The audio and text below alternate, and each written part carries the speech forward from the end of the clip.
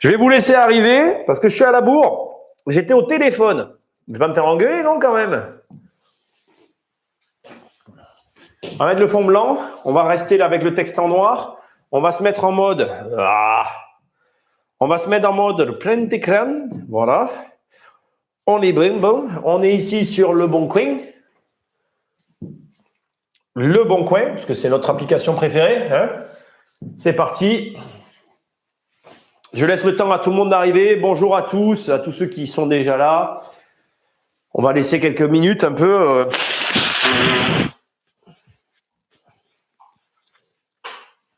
On va laisser un peu quelques minutes.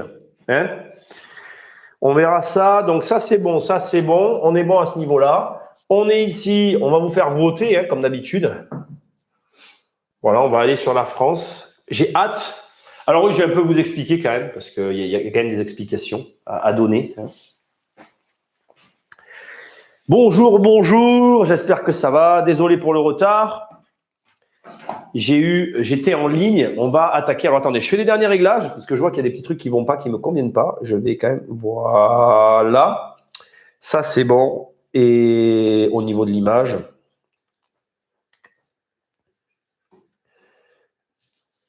on est bon aussi. Allez, on est bon, on va attaquer. Je vais commencer par vous tenir au courant d'un élément important. Je vous avais dit qu'aujourd'hui, que dans cette semaine, j'allais être connecté que les lives seraient un petit peu plus fluides. En fait, on a vu hier avec les différents intervenants, les travaux seront faits le 22 juin, le 21 et 22 juin. Donc, on aura l'écran qui sera connecté à nouveau, sous un autre système. Bref, on en a encore pour quelques semaines. J'ai toujours mes allergies, comme vous pouvez le voir. Donc, je suis vraiment désolé. Salut à tous ceux qui nous rejoignent. Salut Gabi, je te vois de loin. Salut Benoît, salut Jean-Pierre. Désolé pour mes allergies. On va faire un mercredi Le Bon Coin, comme on a l'habitude de le faire. Rapidement, c'est le dernier jour d'Alex. Oui. Alors, c'est passé vite. Je vous le confirme. Pour moi aussi, c'est passé très vite. Donc, elle ne sera plus là. Demain et après-demain, je pense finalement que je ferai des lives parce que je travaille sur ces dernières vidéos. J'ai beaucoup de travail. Donc, je pense pas qu'il y ait de vidéos qui sortent cette semaine. Il va y avoir des lives. J'ai bien envie, je pense que demain, on va parler des APL. Je sais pas si vous êtes au courant, mais il y a eu des gros changements sur les APL. On va un peu en parler. Ça va être intéressant. Bien que, très honnêtement, je ne suis pas réellement impacté. Alors, déjà, en termes de clientèle, je suis pas client des APL. Donc, je suis pas impacté. Ça se dit pas d'ailleurs qu'on est client des APL, mais je ne suis pas éligible aux APL, donc je ne suis pas impacté par les modifications qui ont été mises en place. Mais par contre, ça va être intéressant qu'on en parle parce que pour les propriétaires, eh bien, ça change les choses pour nos locataires. Je n'ai plus, ça m'est arrivé, j'ai eu des locataires qui touchaient les APL. J'ai très peu de locataires qui touchent les APL actuellement. On en a un peu, mais pas beaucoup.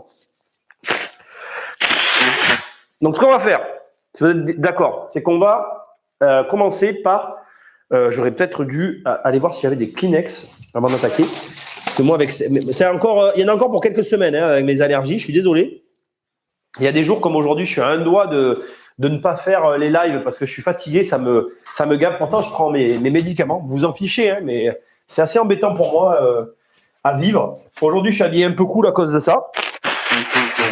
Donc, je suis désolé. J'ai pris un médicament un peu fort pour que ça passe, mais écoutez, hein, je suis malade.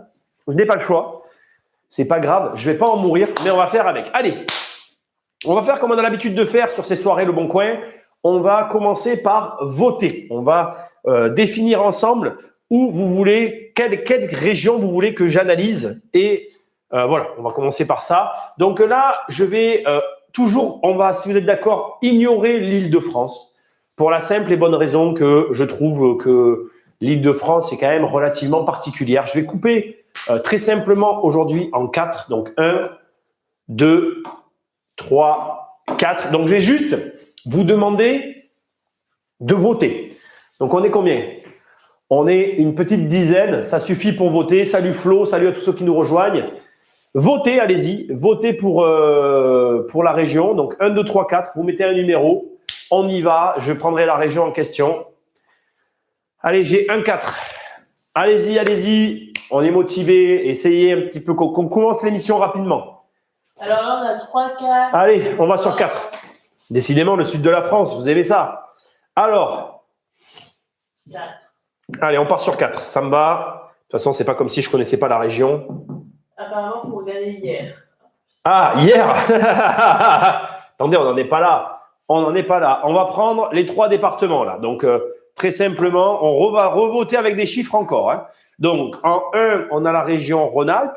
En 2, on va prendre le Languedoc-Roussillon. En 3, on va prendre le PACA. Et allez, en 4, les Midi-Pyrénées. Débrouillez-vous, vous revotez. Action. J'attends de revoir des nouveaux numéros, parce que là, j'ai des 4 de tout à l'heure. C'est reparti, j'ai un 1, 3, un 4. Pour l'instant, c'est ça. 1, 4. Allez, je vais faire des petites croix en jaune. 1, 3 et 4. Ensuite, on en est où là? On a 2, 1, 2, 3, 1, 2 et 1, 4. 2, 1, 2, 3, 1, 2 et 1, 4. Donc pour l'instant, ça va se jouer entre 1 et 3. Essayez encore de voter. Allez. Il y a 2, 3. Oui, 2, 1, 1, 4 et 1, 2. Faut que tu t'arrêtes là, hein. N'en prends pas trop. PACA. Mais lui, PACA, elle a voté pour 3. 3. Allez, encore un vote là. Il me faut un vote pour faire basculer. 3 ou 1. Allez, s'il vous plaît, faites un petit effort. On n'a pas eu un 3. On ne peut pas en voter plusieurs fois. Non, il n'y a qu'un vote pour la fois. Allez, on est 11 là. S'il vous plaît, votez ceux qui ne votent pas là. Ceux qui n'ont pas l'habitude de parler. Sandra, elle a dit 3. Allez, 3. On part dans le PACA. On se rapproche de hier, les enfants. On se rapproche de hier. Il y en a qui vont avoir ce qu'ils veulent. Allez, on va dans le PACA. On va zoomer. Ah, Flo, en plus, il change son 2 en 3. Mais voilà, comme ça au moins. Alors, on va aller dans le PACA. Je ne sais pas pourquoi vous voulez aller à hier, là. Je ne sais pas ce qui vous arrive à tous, là. Hein. C'est quoi ces histoires de hier, là? On est dans le PACA, et le PACA, ça remonte quand même, ça remonte jusqu'à Gap. Hein. Vous voulez pas qu'on fasse Gap un peu? Gap, ça peut être sympa. Hein. Moi, je connais Gap. J'ai beaucoup nagé à Gap. Il y avait des championnats de France. C'était cool. Allez, on fait comment? On choisit des villes. Hier, on remarque que hier, c'est à côté de Toulon. C'est sûr que, bon, c'est ça que vous voulez. Hein. On va mettre des lettres. Allez, on va mettre des lettres. On va prendre hier, parce que vous m'avez dit que vous le vouliez. On va prendre Gap. On va prendre Manosque et on va prendre Gap, Manosque. Allez, une autre ville. Ah tiens, une que je ne connais pas, Sisteron. Allez, on va aller basculer là-dessus. Donc, hier, on va mettre des lettres ce coup-ci. Hier, Manosque.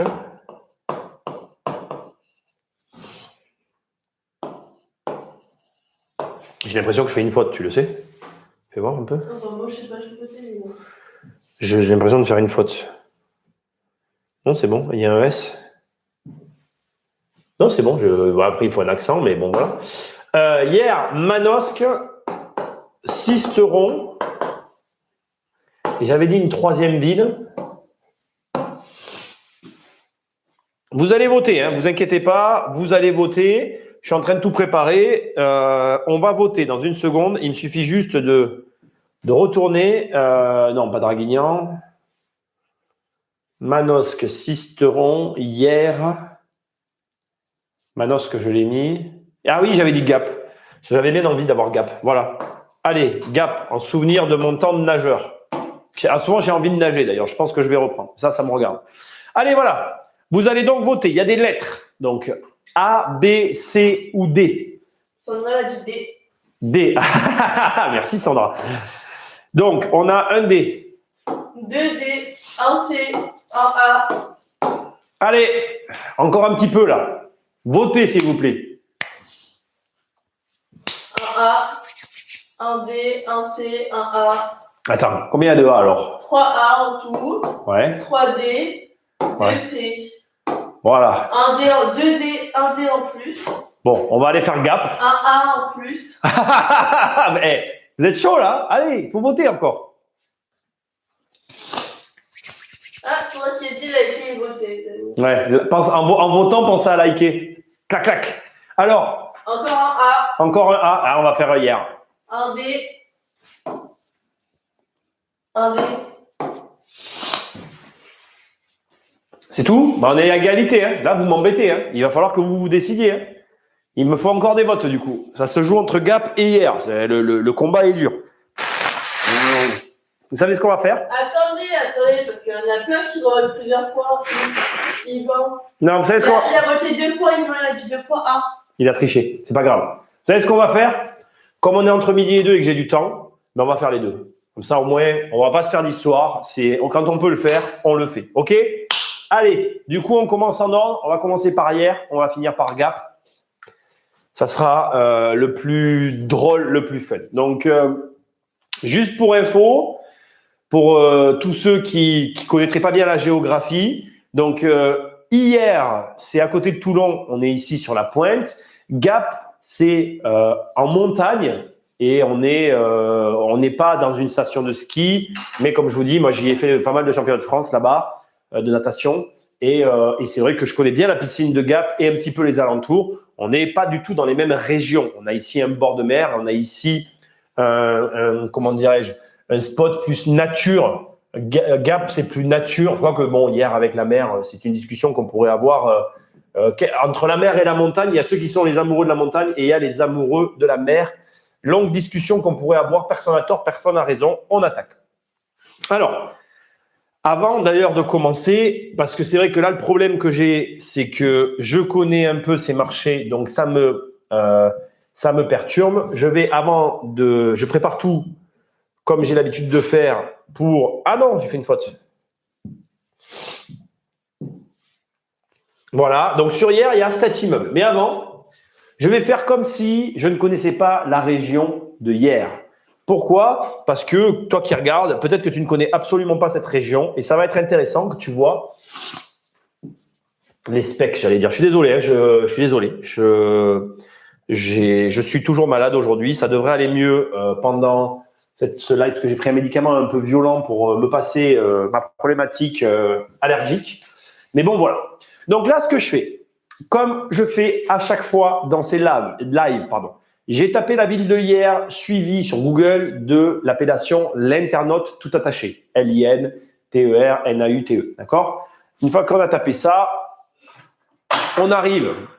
Il y a quelqu'un qui m'avait dit de prendre un logiciel pour qu'il n'y ait plus de pub, mais je n'ai pas eu le temps de le faire. D'ailleurs, au passage, je vais tous vous remercier pour l'écoute que vous avez fait du dernier podcast que j'avais adoré. J'avais adoré cette émission et j'ai d'ailleurs fait les émissions sur Absa et tout par rapport à Vanessa. J'ai vu tous les commentaires que vous m'avez mis pour tous ceux qui ont écouté le podcast. Merci, j'en profite pour vous le dire, ça me fait super plaisir. Bon, je reviens à mon sujet. Donc, on est sur hier et on commence par regarder… alors déjà, avant qu'on attaque, je voudrais quand même vous dire une chose. On est dans la région PACA. Dans les deux cas, qu'on soit à Gap ou qu'on soit à hier, on est dans la région PACA. Il y a une chose que vous devez savoir sur la région PACA qui est très particulière et qui doit être dite aujourd'hui. La région PACA est une des régions qui a été le moins impactée par la crise du Covid. C'est-à-dire que il y a eu des licenciements, il y a eu différentes problématiques par rapport au Covid en France. Eh bien, la région PACA, alors ça ne veut pas dire que ce que je suis en train de dire ne veut pas dire que ça concerne hier ou Gap. Il peut y avoir eu très peu de licenciements, par exemple, à Aix-en-Provence et beaucoup de licenciements ailleurs.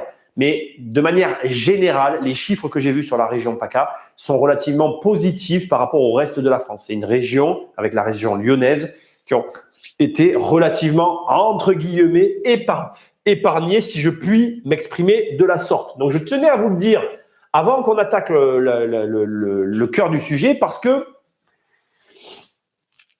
ça donne à toutes ces villes, je dirais, moi en tout cas, ça me donne une opinion un peu différente. Bon, ok, population, 55 000 habitants. Pour vous faire toujours ce que vous devez faire quand vous avez des nombres d'habitants comme ça, quand vous êtes dans une région que vous ne connaissez pas, vous transposez avec une ville de votre région qui correspond. Ce qui est intéressant ici, par exemple, si je prends ma région à moi, Nîmes, on est sur 150 000 habitants, Avignon, 90 000, Arles, 50-60 000. Voilà. Désolé. Voilà, j'ai pas le Covid. Hein. J'ai vraiment que mes allergies et c'est vraiment très désagréable. Bon, alors, on avance. Ce que je regarde, vous le savez, c'est en premier la démographie. D'ailleurs, je regarde un peu les avis. Hier est devenue une vraie désolation pour ceux qui ont connu cette ville dans les années 70. Toute fleurie, propre, étant vivante, au centre mêlé. Parfois des fleurs, des plantes, arrêtez le massacre. Plus de travaux sont réalisés, plus la ville enlaidie. Les architectes responsables des jardins, voilà. Bon, ok. On a des avis sur hier. Ce que je voulais, c'est la démographie. Je vais la trouver. Elle va être quelque part par là. Info générale, élection, mairie, population. Alors, on va voir un peu ce que c'est dit. Alors voilà, regardez. Vous le voyez, le graphique, c'est intéressant. On a une population qui, jusqu'à peu près aux années 2011, est en démographie négative, démographie positive, démographie négative. Donc, c'est monté, on est monté à 56 000. Bon, c'est pas ouf, hein, mais de 2011 à 2016, 2017, on monte à 56 000. Et là, on redescend maintenant vers 55 000. Bon, on n'est pas à 1000 habitants près sur des volumes comme ça. Pour moi, on n'est pas sur une situation catastrophique. C'est une ville qui se maintient, comme on l'a vu tout à l'heure. Alors hier, je connais aussi, c'est marrant, on a choisi 2 villes où il y a toujours eu des championnats de France de natation. À hier, quand on était dans les années 90, fin des années 90, début des années 2000, c'est là où on faisait les championnats de natation de France. Il se passait à hier. Et puis après, ça s'est excentré sur Gap. Voilà. Un ménage, voilà, on est là. Après, je regarde les décès et les naissances à hier.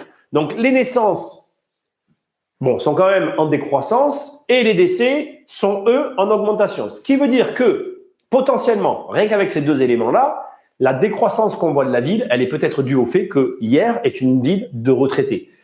J'ai l'impression que je t'apprends rien en le disant, mais ce qu'il y a de confortable, c'est que les chiffres ont l'air de corroborer cette hypothèse. Ce qui est intéressant parce que du coup, tu t'adresses du coup sur une ville comme celle-là à une clientèle de gens qui viennent là pour profiter du soleil et de la mer. Ce n'est pas du tout la même clientèle que celle que tu vas trouver à Lyon, par exemple, là où habite Alex.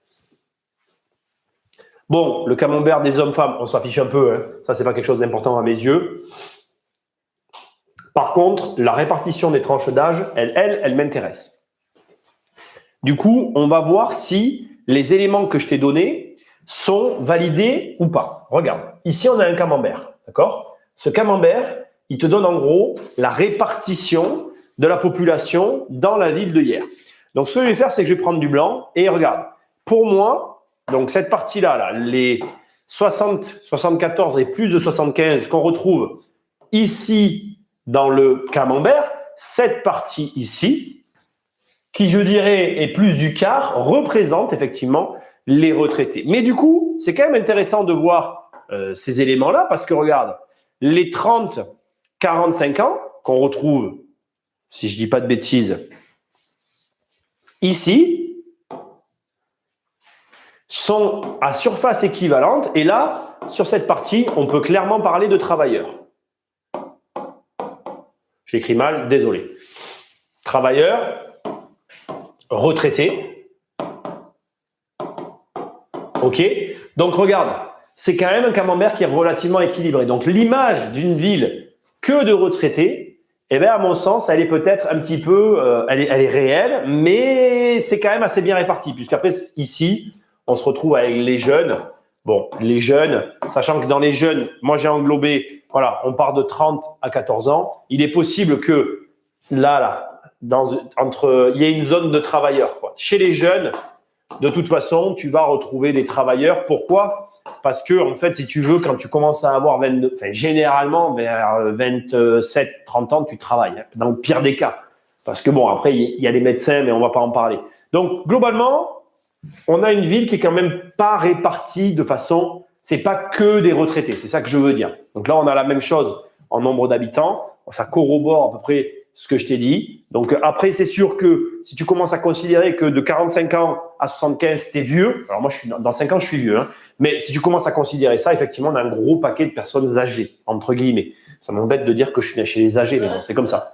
Écoute, il faut bien accepter son âge, son temps et sa vieillesse, sa vieillure. Donc là, on a, regarde, bon, après, c'est quand même intéressant. On a la répartition des couples avec et sans enfants. C'est quand même intéressant de voir que tu as une très grosse majorité de personnes qui n'ont pas d'enfants sur la ville de hier. Célibataires, divorcés, en concubinage, mariés. Et c'est marrant parce que tu as quand même beaucoup de gens mariés. Donc, ça veut dire que tu as beaucoup de gens mariés qui n'ont pas d'enfants. Alors, est-ce qu'ils n'ont pas… Je ne sais pas. Je ne vais pas interpréter les chiffres. On ne va pas aller plus loin. Nombre d'étrangers. Hier, on s'en fout. Population étrangère, on s'en fout. Répartition d'étrangers, on s'en fout. Nombre d'immigrés, on s'en fout. Bon. On va aller voir tout de suite les revenus. Parce qu'une fois qu'on a vu un petit peu la structure de la population, on regarde les revenus. Allez, c'est parti. Impôt IFI. Allez, on va regarder ça déjà. Qui paye des impôts à Hyères? Est-ce que c'est une ville? Moi, pour moi, c'est une ville, comme je te dis, de retraités. Donc, tu vas avoir des revenus importants. Alors, source 1, d'après le ministère de l'économie. Impôt sur le revenu et sur la fortune. Regarde, les données sont de 2019. Elles sont récentes. Revenu fiscal de référence par foyer. La moyenne nationale est à 26 337 €. La moyenne à Hyères est dans la moyenne nationale. Impôt sur le revenu net par foyer. Moyenne nationale, 1 381 €. Moyenne à Hyères, 3 522 €. Donc, ça veut dire qu'on a des gens qui ont de l'argent. Patrimoine moyen des redevables de l'IFI. Donc, à Hyères, on a le patrimoine moyen de ceux qui payent l'IFI. La moyenne en France du patrimoine français, c'est 2,2 millions d'euros de patrimoine. À Hyères, la moyenne des gens, ils ont 2 millions d'euros de patrimoine. Montant moyen de l'IFI, 7 000 € par an. C'est pas mal. Oh, j'en ai marre. Oh, j'en ai marre de ce truc. C'est vraiment... c'est pas confortable pour moi, mais vous vous en fichez. Nombre de foyers fiscaux, 35 000 foyers. Alors attention, là, il y a une chose qu'on n'a jamais trop parlé dans toutes ces émissions. Je vais en profiter pour vous le dire parce que je le vois. Un foyer fiscal, ça peut être 4 personnes. Si vous avez un jeune de 25 ans qui est étudiant et qui vit avec ses parents, ça n'est qu'un seul foyer fiscal. C'est très important de bien interpréter, de bien comprendre les chiffres. Et les chiffres qu'on vous donne sont des chiffres, voilà, c'est des chiffres précis. Et le foyer fiscal, ça n'est pas la population globale. Tiens, décidément, ça m'a gavé cette énergie. Hein. Franchement, c'est pas... Il y a quelqu'un qui demande des stats de l'INSEE. Bah, en fait, si tu veux, l'internaute, ils sont calqués sur l'INSEE. Tu peux aller voir l'INSEE, mais tu vas retrouver la même chose. Tous ces sites, en fait, c'est ce que j'ai expliqué. Pourquoi moi, je vais sur l'internaute et pourquoi j'aime pas trop l'INSEE? Parce que l'INSEE, en fait, si tu veux, c'est moins glamour. T'as pas les camemberts, c'est pas coloré comme ça. Je pense que tu les connais, les graphes de l'INSEE. Ils sont, tu sais, c'est les graphes d'oscilloscope là avec les petites fils et tout. Moi, je les aime moins que ceux-là. Ceux-là, ils sont plus confortables à regarder. Tu vois, regarde, source d'après l'INSEE. Tu vois, tout vient de l'INSEE en fait. Tous les sites que tu vois qui font la même chose que l'INSEE, ils se prennent pas la tête en fait. Ils se contentent d'aller sur l'INSEE. Je suis désolé, je suis toujours là, hein, mais voilà. Ils se contentent de prendre sur l'INSEE les éléments et de les remettre en forme parce que l'État français, au niveau de la forme, c'est pas super quoi. Désolé, j'arrive, vous m'en voulez pas. C'est franchement, remarque, c'est des lives. Hein, vous voyez bien que je triche pas. Donc voilà, il faut vous dire que moi j'ai une préférence pour les statistiques de l'internaute, mais vous êtes sur les mêmes statistiques que l'INSEE.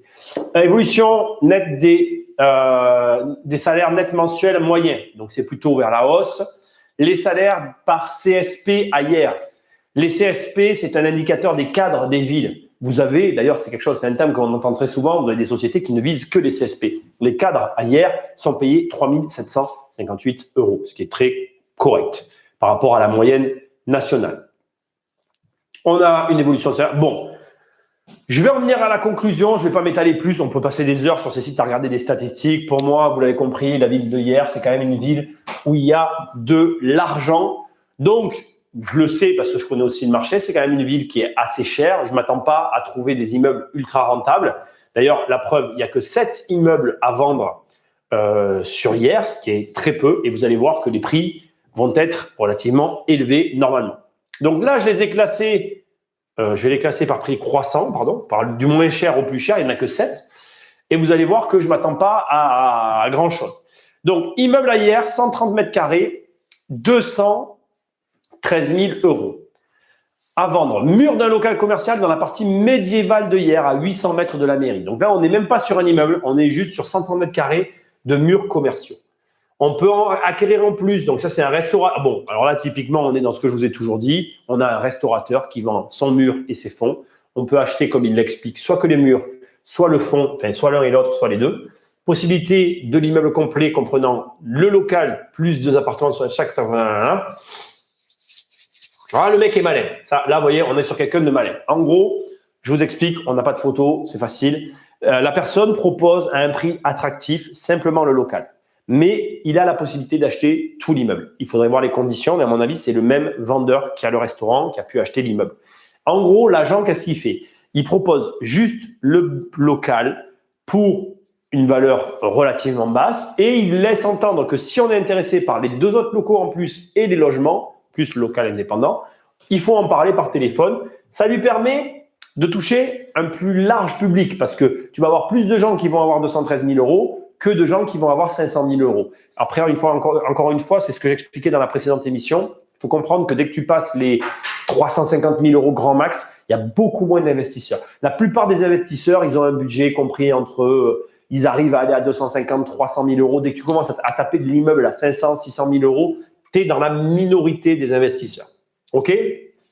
Deuxième immeuble, 320 000 euros. On a quoi? On a centre historique composé d'un T2 rénové, cuisine. Bon, on a 3 logements. On est déjà à 300 000 euros. Là, je ne sais pas si tu vois, on nous montre une terrasse pour nous montrer que en fait, le bien a un extérieur sur toiture. Bon, très simplement, je te le dis, il faut voir les conditions de ce genre de terrasse parce que tu as des immeubles où en fait, tu vas avoir chaque logement sur un étage et pour aller à la terrasse, tu passes par les communs et tu vas au dernier étage. J'ai pas vu l'immeuble, mais si c'est ça, pour moi, c'est plus ou moins la terrasse. Je suis toujours méfiant sur les photos des terrasses comme ça parce que très souvent, on me dit il y a un logement avec une terrasse et dans les immeubles, la terrasse, elle est au dernier étage indépendamment des logements. Ou alors, tu vas avoir un logement avec un petit escalier qui va dans un espèce de pigeonnier qui donne sur la terrasse. Il y a rarement des appartements où tu arrives, tu as un grand séjour et là, bim, plein centre-ville, tu as une belle terrasse. C'est assez rare. Ça existe, hein, mais c'est rare et puis c'est cher. Voilà. Mais là, je ne sais pas pourquoi, c'est l'impression que j'ai. J'ai la sensation qu'on est sur un bien comme ça. L'avantage ici, c'est qu'on voit les appartements. Très sincèrement, au premier coup d'œil, ils sont très propres. On est vraiment sur le type de logement que j'apprécie, que j'affectionne. Bonne rénovation, cuisine refaite, crédence. Enfin, franchement, au premier coup d'œil, regardez, la salle de bain a été bien refaite. Par rapport au prix, j'ai presque rien à dire. Alors là, on nous montre, on doit être vraiment en centre-ville, des petites particularités que je n'aime pas.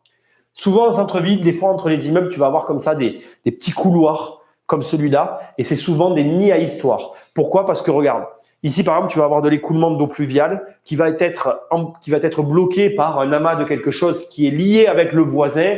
Du coup, ça crée des tensions. Du coup, il y a quand même une problématique parce que ce truc, c'est tout petit, donc c'est compliqué à exploiter. C'est le genre d'immeuble de toute façon qu'il faut absolument visiter pour bien apprécier la réalité du terrain. C'est-à-dire que il y a ce que moi je suis en train de vous dire et puis il y a ce qui se passe sur place. Donc, terrain habitat aménagé, rez-de-chaussée composé d'une pièce de premier et deuxième étage, T2, rénové avec une cuisine équipée. On est sur quelque chose franchement qui a l'air très correct pour l'instant, même si je trouve que c'est cher. Honnêtement, c'est vraiment pas mal. 372 000 euros. On passe sur un autre immeuble, encore une fois, très bien rénové. En plein cœur de centre historique. Hier, proche de toute commodité, bel immeuble, très bon état, 4 appartements. Donc, par exemple, vous voyez, hier, pour avoir 4 appartements, on met 400 000 euros. C'est là qu'on voit qu'on est sur un marché élevé. J'ai un petit peu des notions de tarifs. Il faudrait voir le montant des loyers. Mais en réalité, pour commencer à être rentable, il faut plutôt aller taper en dessous des 300 000 euros sur 4 logements. Donc, on voit bien que le marché est assez cher par rapport à ce qui est proposé. Quand on a un T1 bis d'une superficie de 80 mètres carrés, alors déjà, ça c'est bizarre. Un T1 bis de 80 mètres carrés, ça sent le logement avec peu de fenêtres. Mais il faut voir. Un appartement T1 d'environ 20 mètres carrés. Un T1 d'environ 20 mètres carrés. Ah non, je me suis trompé. D'accord, je me suis trompé. En fait, on est sur un immeuble de 4 logements de 20 mètres carrés chacun. Je connais bien ces types d'immeubles, c'est des tout petits immeubles. Voilà. Ça veut dire que là, l'immeuble, il est tout petit. Alors, il est joli, je ne remets pas en cause, mais vous êtes sur quelque chose de tout petit. Et très sincèrement, ça sent l'immeuble exploité en Airbnb qu'on est en train de liquider, quoi. Parce que là, on n'est pas sur de la réno classique. Tenez, regardez, j'en profite pour vous montrer. Ça, c'est très sympa. Moi, j'aime beaucoup cette espèce de petit décroché ici, là, qu'on a vu sur les appartements de Sandra la dernière fois. Je trouve ça très joli. Bon, on a toujours notre fameux cumulus dans la cuisine que je n'aime pas. Mais bon, voilà. La poutre là-haut qui a été coffrée. Bon, ça peut-être pour des raisons que les poutres sont en mauvais état, mais ça, c'est dommage aussi. Bon, c'est propre, c'est propre. C'est pas ouf parce que voilà, tu vois, regarde ici, tu as un frigo en plein milieu du séjour. Bon, mais c'est quand même propre. J'aime pas la cuisine, mais c'est propre. On va dire que c'est propre. On est quand même à 372 000 €. Bon, on n'est pas en ordre de prix croissant. Ne me demandez pas pourquoi. Ah si, on passe de 373 à 1 million. On se prend la claque. Là, c'est gros. Hein. L'immeuble s'appelle Les Antilles. Remarque, j'aime bien l'immeuble.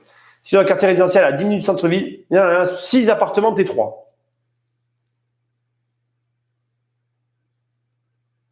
Et 3 appartements sans ascenseur. Bon, là, on est sur les très beaux immeubles que j'aime. On est sur un immeuble qui est style années 70. Je ne sais pas si tu vois bien. Donc, en fait, pourquoi je dis que c'est les années 70, peut-être même les années 60, je le vois vraiment aux formes, à la façon dont il a été fait. On est sur des immeubles, c'est du solide. On a des grandes surfaces, 6 logements T3. Regarde, là, la personne, qu'est-ce qu'elle fait? Et je pense qu'elle va continuer à le faire jusqu'à la fin. Aucune photo de l'intérieur. Donc, à l'intérieur, ça doit être vieillot. Mais la personne joue sur l'emplacement et le cadre. On voit vraiment pas grand-chose, mais il essaye de te montrer que même si on est très cher, même s'il y a des travaux de rafraîchissement importants à faire à l'intérieur, le cadre, l'emplacement, le lieu du bâtiment vaut le prix qu'il en demande. Alors après, il faut visiter sur ce type de projet. En plus, on est sur de gros budgets, 1,1 million. C'est pas tous les investisseurs qui les ont. Il y a des garages pour chaque appartement, des places de parking extérieures. Le foncier, à cause des baux très anciens. Donc là, il n'y a que 50 000. On est sur 1 million 48 000 € de revenus locatifs annuels. C'est de la folie, en fait. On ne parle même plus de rentabilité. Et là, dans le texte, il y a écrit qu'il y a possibilité de revaloriser les loyers parce que les baux sont très anciens. Mais si les baux sont très anciens, ça veut dire que les logements le sont aussi. Il y a des travaux à faire à l'intérieur. On te dit qu'il y a possibilité de revaloriser les logements et donc, du coup, le montant des loyers, parce que tout est très ancien. Mais ce qu'on ne te dit pas, c'est que tu ne peux pas virer de locataires en France. Ce n'est pas parce que tu vas rénover que les locataires vont partir. On est sur un bien qui n'est absolument pas rentable.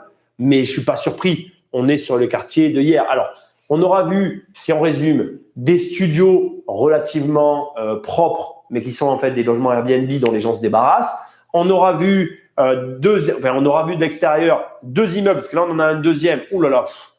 Mon Dieu, ça compte même pas comme un immeuble. Donc là, carrément, ils vendent un hôtel de 24 chambres à 1,4 million. Bon, laissez tomber. Donc, on aura vu un immeuble très ancien avec des vieux logements. À mon avis, on a du grès au sol, enfin, le vieux truc bien pourrave, absolument pas rentable. Donc, ça veut dire que le marché de hier n'est absolument pas un marché locatif. Est-ce que ça veut dire pour autant qu'il n'y a rien à faire? Je ne pense pas. On va aller regarder ça. Les logements les plus grands qu'on a trouvés faisaient 70 mètres carrés. Les plus petits faisaient 20 mètres carrés. Et je ne regarde pas en dessous parce que moi, ça ne m'intéresse pas. Je n'achète pas les petites surfaces en dessous de 20 mètres carrés. Ce n'est pas mon délire. Donc là, maintenant, ce que je fais, vous avez l'habitude, je reste sur la ville de hier. J'efface juste le mot immeuble. J'enlève autre et je prends que les appartements. Les surfaces, je mets en minimum 20 mètres carrés. En maximum, je vais mettre 75 mètres carrés parce que de toute façon, dans ce qu'on a vu, on n'aura pas autre chose. On a 457 résultats. On est toujours sur de la vente. On va prendre de la location. Location. Donc, location, hier, type de bien, appartement, surface de 20 à 75 mètres carrés. On a 147 propositions. Ça n'est absolument pas beaucoup pour une ville de la taille de hier. Vraiment pas beaucoup. Ce qui veut dire que, on va regarder un petit peu ça de plus près. On va prendre les prix croissants. On va prendre les prix décroissants.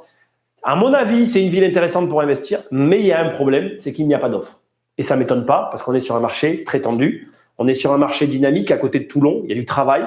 C'est à mon avis un cadre de vie qui doit être agréable. Donc, voilà. Location été. Et en plus, oui, il y a ça. Et en plus, je pense qu'il y a très peu d'offres parce qu'on est sur des biens qui doivent facilement se louer à l'année. Je pense qu'à hier, je vais la refaire parce que c'est mal formulé. Je pense qu'avec la ville de hier, tu peux t'acheter des logements que tu loues à la semaine toute l'année.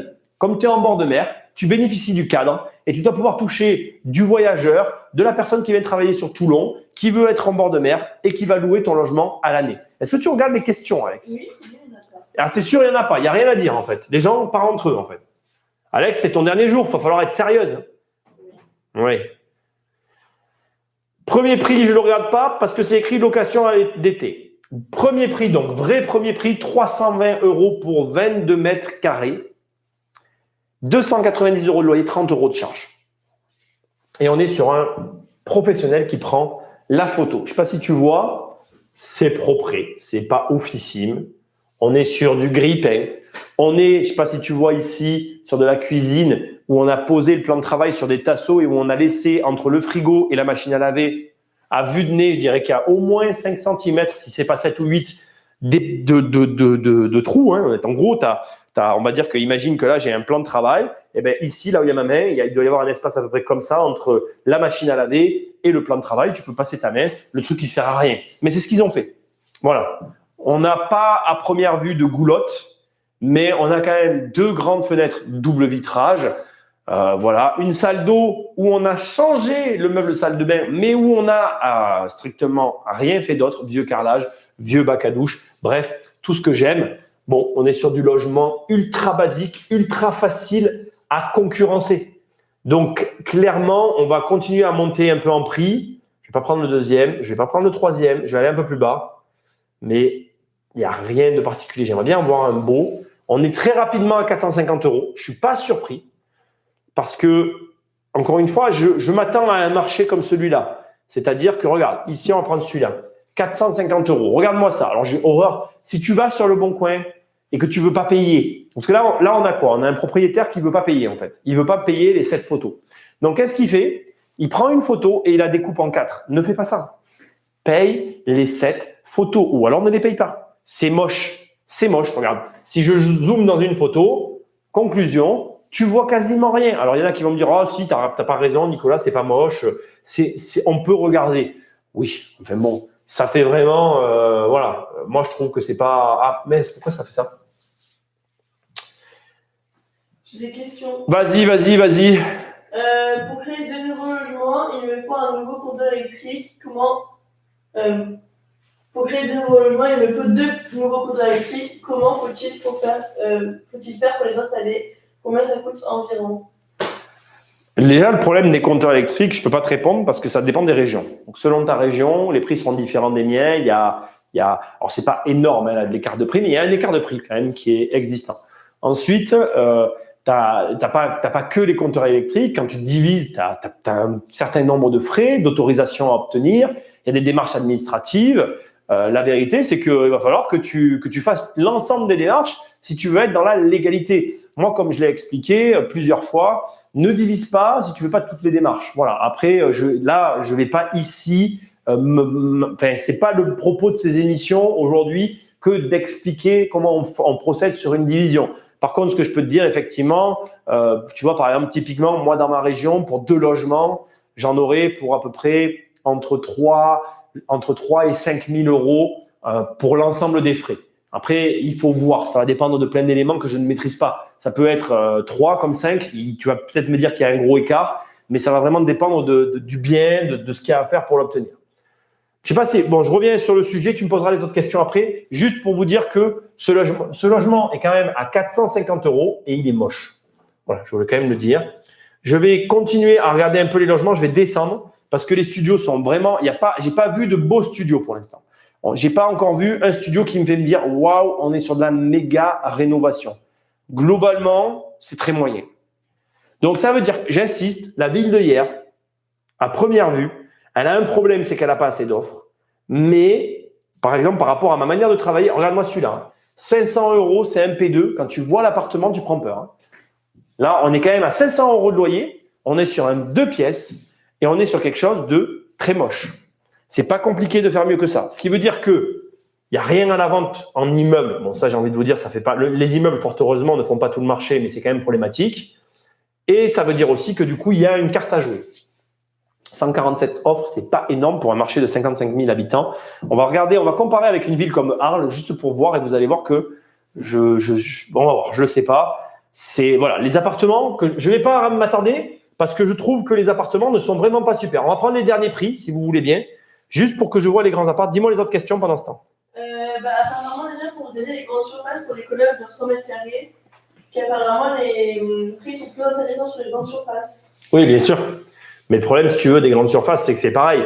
Je ne connais pas le marché de hier, en fait. Mais de ce que je vois, par rapport à la proposition, à l'offre locative, on est loin d'avoir des logements de belle qualité. Là, regarde, on a 1 000 €, 37 mètres carrés, j'aimerais bien comprendre d'ailleurs. Alors certes, on nous montre la flèche, mais l'intérieur, c'est 1 000 balles pour ça. C'est super cher. C'est super moche. C'est super moche. Moi, ce que je vois, regarde-moi ça. C'est très moche. Il y a la salle de bain, elle est affreuse. Affreuse. Alors, tant mieux s'il arrive à louer, mais là, on a vraiment quelque chose. Pour moi, on est sur un truc. Oui, voilà. Alors après, je vous montre pas les photos. Il met vachement en avant sa terrasse sur ce prix-là. Mais honnêtement, on n'est même pas sur 70 mètres carrés, quoi. Il y a Sandrine qui dit alors, Alex, convaincu par l'immobilier, tu vas investir. Alors, oui, réponds, Alex. Convaincu par l'immobilier, oui, mais est-ce que je vais investir? Pour l'instant, c'est pas dans mes plans. C'est pas prévu. Pour l'instant. Attends. Elle a pas tout compris. C'est justement, il faut pas que tu attendes. C'est ce qu'elle essaye de te. C'est l'essence de la question, puisque du coup, l'intérêt de l'IMO, c'est que plus tôt tu commences, plus vite tu finis. Mais après, disons que oui, comme tu dis, c'est pas ce que tu as en tête en ce moment. Voilà. Je m'excuse. Hein. Je suis là. Posez-moi vos questions. Je cherche en fait des appartements. Voilà. J'essaye de trouver Stéphane Plaza à un appartement de 60 mètres carrés qu'il loue 57. Je raconte. Qu'il loue 900 € par mois. Bon. C'est déjà un peu mieux que les autres. Voilà, alors attention à la photo, parce que c'est Stéphane Plaza, il y a des filtres. Il y a un filtre qu'ils utilisent en permanence. C'est pas mal. C'est pas mal. Mais par exemple, tenez, regardez, attendez, déjà, je fais que vous le dire. Hein. Quand vous récupérez un logement, virez-moi ces trucs. Parce que je vais vous montrer après pourquoi. On va y revenir. Ils mettent en avant la terrasse. Bon, j'ai horreur de ces radiateurs, c'est encore un autre problème. Ah, la salle de bain a été refaite, elle est propre. C'est un des appartements les plus propres que j'ai pu voir. Regardez rapidement pourquoi je vous dis de toujours enlever ce type de radiateur. Je vais mettre ici, ça sera plus simple. Vous avez ici la cuisine qui a été refaite à neuf. C'est pas ça que je voulais faire, mais c'est vachement sensible. Je n'ai même pas touché. Vous avez ici la cuisine qui a été refaite à neuf. Et regardez ici, vous avez le radiateur qu'on ne peut pas déplacer, puisque c'est un radiateur qu'on ne peut pas déplacer, qu'on ne peut pas reprendre, qui se retrouve finalement, comme la cuisine a été refaite, contre le radiateur. Et donc, du coup, tu comprends très bien que le radiateur ne joue pas son rôle complètement collé à la cuisine.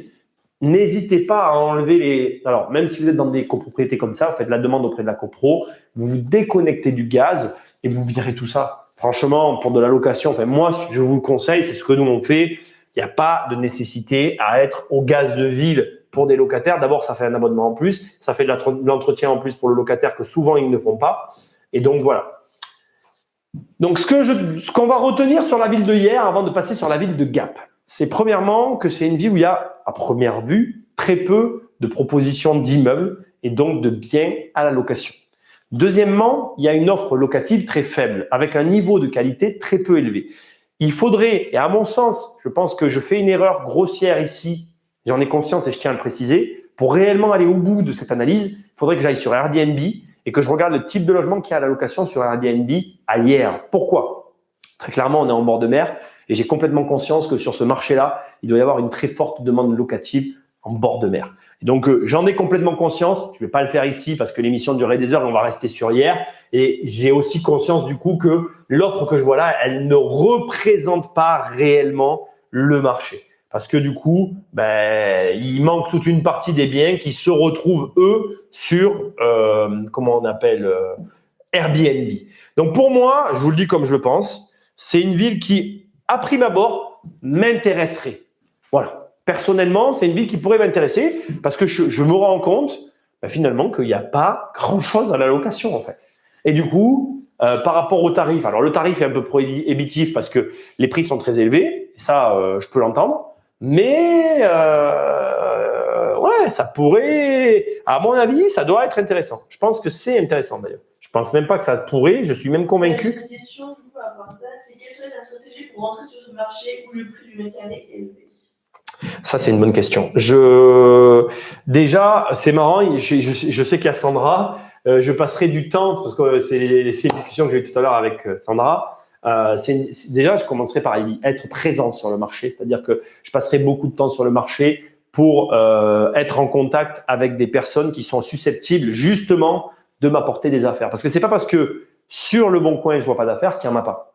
C'est pas parce que les recherches que je fais là nous montrent qu'il n'y a pas à première vue de possibilité, qu'il n'y a pas de possibilité en soi. Un marché, il se fait de toute façon. Je vais vous donner un autre exemple. La ville de Nîmes est devenue un marché assez tendu, assez concurrentiel. J'arrive à y faire des affaires. Mais de la même façon, j'ai des collègues de travail qui ont la même activité que moi, qui font autant de bonnes affaires que moi. Parce qu'après, par ton antériorité sur le marché, tes connaissances, les liens que tu vas pouvoir tisser avec certaines personnes, tu vas accéder à certaines affaires. Ensuite, bien évidemment, comment je ferai? Peut-être que je ne pénétrerai pas directement le marché de l'immeuble, parce que comme tu peux le voir, l'immeuble, ça reste quelque chose d'assez particulier. Il faut quand même avoir un certain ticket d'entrée. Donc, je n'ai pas la prétention, là, tout de suite, de te dire que j'arriverai tout de suite à trouver l'immeuble que je cherche sur le marché de hier. J'aurais tendance peut-être à m'orienter dans un début sur des produits soit à rénover, soit des produits peut-être un petit peu moins ambitieux pour déjà y mettre un pied. En fait, si tu veux, quand tu rentres sur un marché tendu, le plus dur, c'est d'y rentrer, tu l'as dit toi-même. Donc du coup, je chercherai par n'importe quel moyen à me créer un lien de partenariat avec des personnes sur site, c'est-à-dire créer un lien de partenariat, je traduis ma phrase, je vais acheter un bien avec quelqu'un. Quand tu as déjà, en fait, si tu veux, l'immobilier, c'est quoi? C'est un marché à la commission avec des gens qui travaillent avec certaines personnes. Quand il y a une bonne affaire, je vais te transposer ça comme ça, tu vas bien comprendre. Quand il y a une bonne affaire, par exemple sur Nîmes, tu es toi, agent immobilier, tu vas préférer travailler avec qui? Tu as deux personnes devant toi. La première, tu la connais depuis 10 ans, elle est sur le marché depuis 10 ans et tu sais qu'elle est susceptible de pouvoir acheter comptant certains biens. La deuxième, tu la connais pas, elle te dit qu'elle veut, mais tu sais rien d'elle. Tu sais même pas si elle est capable d'acheter. Laquelle des deux tu choisis si tu as une bonne affaire, sachant que tu es payé à la commission? Tu vas toujours aller vers celui où tu es sûr d'avoir ta commission. C'est comme ça en fait. Donc, c'est ce que je te dis. J'essaierai de pénétrer déjà le marché en montrant que je suis actif sur ce marché. Et ensuite, je gravirai les échelons d'une relation pour faire en sorte que s'il y a des bonnes affaires, on pense à moi. Et c'est comme ça que je procède généralement. Après, on va pas se mentir, sur des marchés comme ça, ça reste très complexe. Je te raconte ici une histoire, mais dans la réalité, c'est compliqué de savoir comment ça se passerait. Tu peux prétendre à quelque chose et expliquer un process. Après, le marché de hier, ce que je n'en connais pas, c'est qui sont les personnes actives sur le marché, qu'est-ce qu'ils achètent, à quel volume, comment ils fonctionnent avec leurs partenaires. Il y a tous ces éléments-là que je ne connais pas. Je te retranspose avec mon cas ici. Ici, il y a des acteurs du marché immobilier qui ne sont pas très actifs. Ils sont suractifs et ils sont capables d'acheter beaucoup en grosse quantité. Donc, du coup, en sachant ça, moi, je sais, tu vois, sur quoi je peux me positionner ou pas. Parce que je ne vais pas aller sur des marchés où ils sont. Ça ne sert à rien. Je ne les suivrai pas. Je n'ai pas l'antériorité qu'ils ont. Je n'ai pas les moyens qu'ils ont et je n'ai pas les associés qu'ils ont. Parce qu'en plus, ils se regroupent. Maintenant, de plus en plus, on voit ça sur les marchés. Comme tu as toute une tranche de prix qui est pris d'assaut actuellement, il y a des regroupements qui se font et c'est parfois un peu compliqué d'aller sur certains produits. Allez, on va sur Gap. 95 000 €. Garage attenant entrepôt. Ce n'est pas un immeuble, mais bon. Garage attenant à entrepôt de 130 mètres carrés en rez-de-chaussée, immeuble, centre-ville, Gap. Je comprends rien. Prix à débattre. Je comprends rien. Qu'est-ce qu'on achète? Un garage et un entrepôt. Un entrepôt. A priori, au vu des photos, je dirais un entrepôt. Donc là, typiquement, c'est un bien sur lequel il faudrait téléphoner en fait. Parce qu'il n'y a aucune info. Le mec l'a mis en plus dans les immeubles, mais ça veut tout dire et rien dire. De quoi on parle? Tu vois ce que je veux dire? Bon. Il y a un immeuble sur Gap. J'ai pas encore regardé. Là, on fait un peu l'inverse. J'ai pas encore regardé la partie de la ville, démographie. Mais il y a un immeuble. L'immeuble, on voit les photos, dans le centre de Gap, rue commerçante, approximativement, immeuble entier. Une cave en R+1, local commercial, studio et studio. Donc, 3 studios, un local commercial. Bail commercial 369, donc de 550 € par mois. On a 20 000 €, 18 360 € de revenus locatifs à l'année, 1 600 € de taxes foncières. Le prix est élevé. Dans le prix, il y a écrit qu'ils comprennent la façade. Heureusement, parce qu'elle est vraiment affreuse. Regarde-moi ça. Voilà. Donc, il y a écrit que la façade sera ravalée pour l'achat. Ça, c'est le genre de projet que je déteste. parce qu'en fait, tu ne sais pas ce que tu payes. J'ai horreur de ça. Donc, voilà. On n'en voit pas plus pour l'instant. Et en plus, voilà, l'intérieur, à première vue, il y a… Bah, c'est moche, quoi. C'est moche. C'est ce mur jaune. Enfin, honnêtement, c'est une agence qui a ça. Cuisine qu'on déteste. Tous les murs à repeindre. Vieille électricité. Au vu du compteur, je suppute, je ne devrais pas le faire, mais qu'on est sur des plombs. Y a un peu des goulottes, pas beaucoup, mais il y en a. Le mobilier, c'est de la récup. Là, ça sent le mec qui dit qu'il loue en meublé, qui a récupéré 3 pauvres meubles et que c'est pourri. La salle de bain, c'est ni fait ni à faire. Les parties communes sont affreuses. Bon, ben, tout est parfait dans le meilleur des mondes. Hein. Vraiment, on a un seul immeuble. Alors là, c'est pareil. Je ne connais pas le marché de Gap, mais bizarrement, ça sent bon. Bizarrement, ça sent bon. J'ai une question. Quelles sont les sources possibles pour connaître la bonne valeur du marché d'un bien immobilier?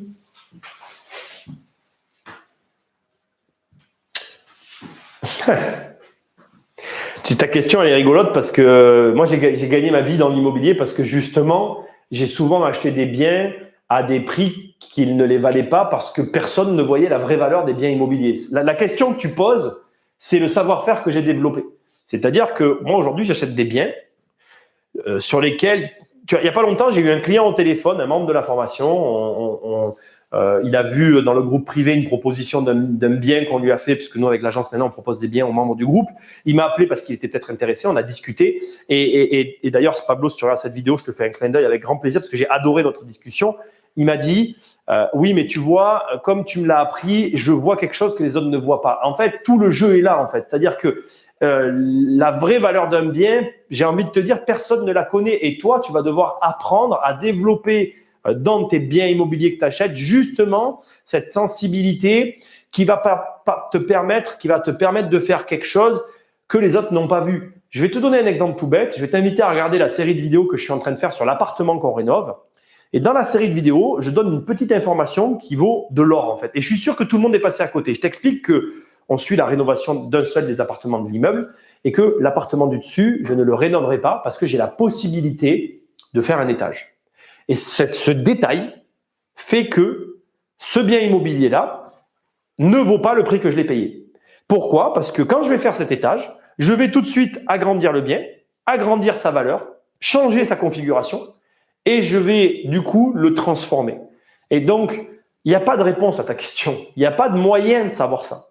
C'est justement tout l'enjeu de l'immobilier en fait. C'est que moi, ce que je fais là, je te montre comment aller sur un marché, mais tous ces immeubles, même celui-là, même celui qu'on est en train de regarder là, il faut aller le visiter parce que, à premier abord, moi, je ne m'intéresse pas à ce marché. Je ne sais pas ce que ça vaut. Mais autant en y allant, je vais voir quelque chose que personne n'a vu. Cette chose que j'aurais vue fera que le bien ne vaut pas le prix qu'il est demandé. Et il n'est pas question d'arnaque, en fait. Je n'aurais pas volé mon vendeur. Tout le monde aura gagné sa vie. C'est juste que moi, je vais faire un truc qui va faire qu'après ce que j'aurais fait, le bien n'aura plus la même configuration et donc plus la même valeur. Et c'est très facile, en fait. Après, c'est très facile.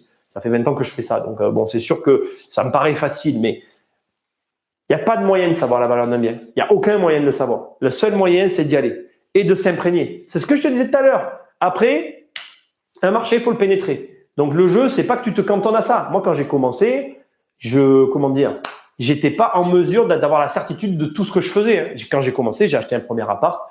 Je pensais qu'il valait plus cher. J'ai validé le fait qu'il valait plus cher en le vendant plus cher. C'est toujours pareil.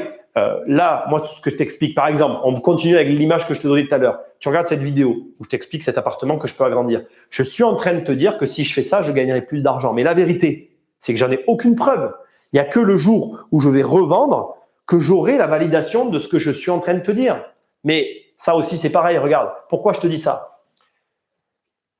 Je revends cet immeuble maintenant. On est dans une période ultra tendue où les biens se vendent très vite, surtout les immeubles. Mon immeuble, il se vendra vite, peut-être plus cher que le prix qu'il vaut, de par la conjoncture. Mais dans 1 an et demi, il y a un cataclysme économique. Plus personne n'a d'argent, les monnaies s'effondrent, etc. Je veux le vendre à ce prix-là et j'aurais fait les modifications que je te dis, mais mon immeuble, il ne vaudra plus le même prix.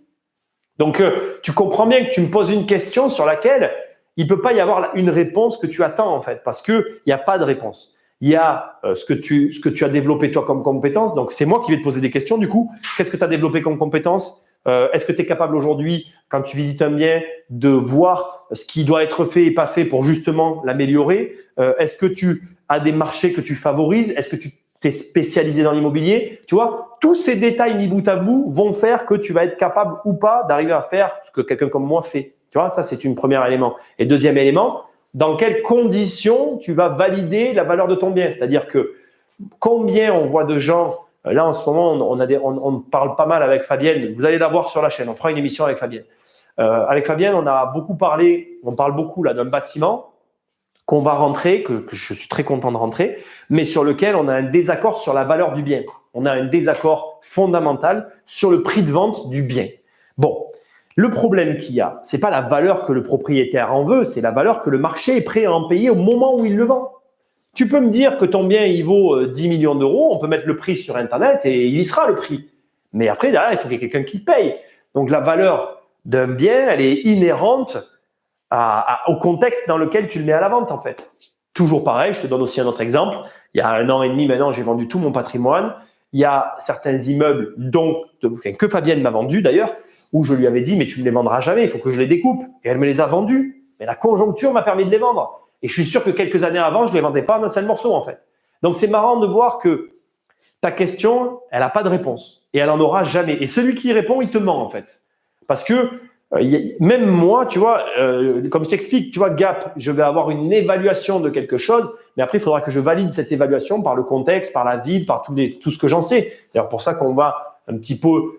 je fais ce travail en amont parce que, regarde, on a vu tout à l'heure la ville de hier. Mais imagine, tu fais Gap, l'internaute, et tu vois que finalement, sur Gap, par contre, à l'inverse de la ville de hier, il n'y a pas de travail, pas d'argent.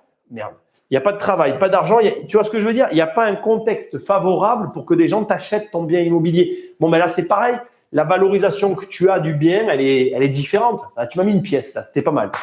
Je vais arrêter là. Je suis désolé de ne pas te donner la réponse ferme et définitive que tu veux entendre, mais parce qu'à mon sens, et ça reste mon idée personnelle, il n'y a pas de réponse. Voilà. J'espère que tu comprends que ça reste que mon point de vue. Il y a peut-être des gens qui te répondront différemment et tant mieux. Moi, personnellement, je me garderai bien, de par mon expérience, de te donner une réponse à cette question parce que justement, en plus, moi, je considère, en tout cas, je considère que justement, j'ai gagné ma vie dans l'immobilier par rapport à ça, par rapport au fait que dès que tu me mets un projet dans les mains, je fais un travail de comment je vais le réagencer.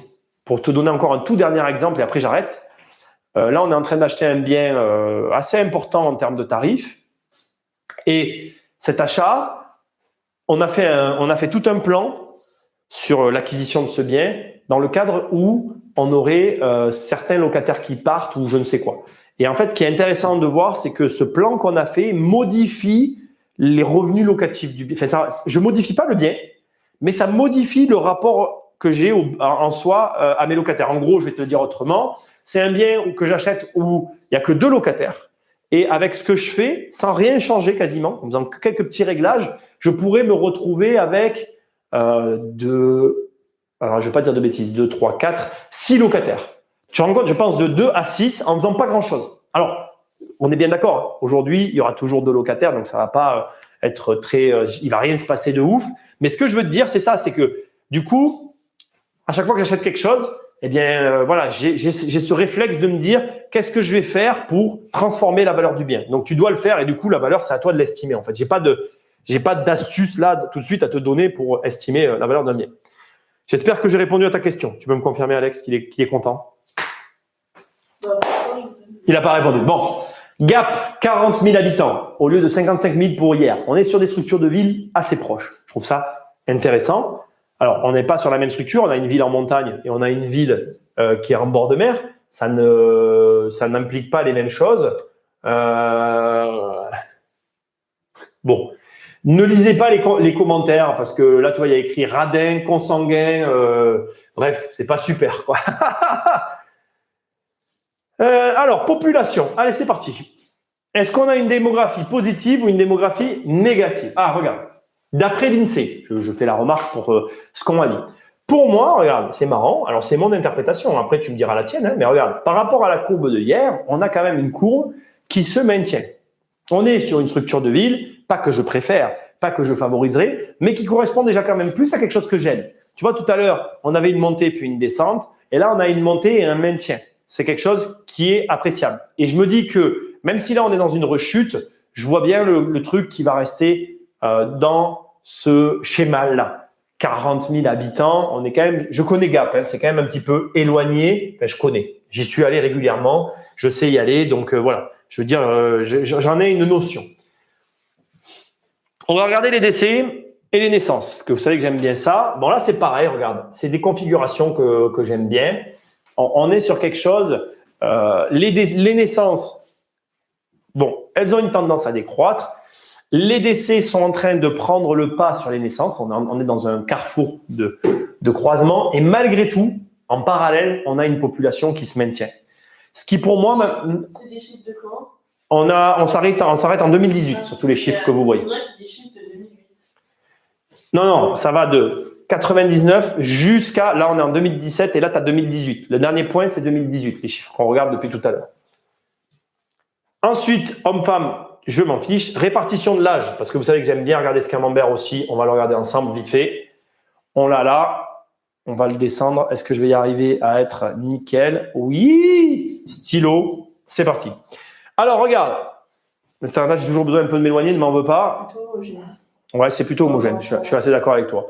Ici, on a, dans ce quart-là, tu vas avoir les 60, 75 et plus.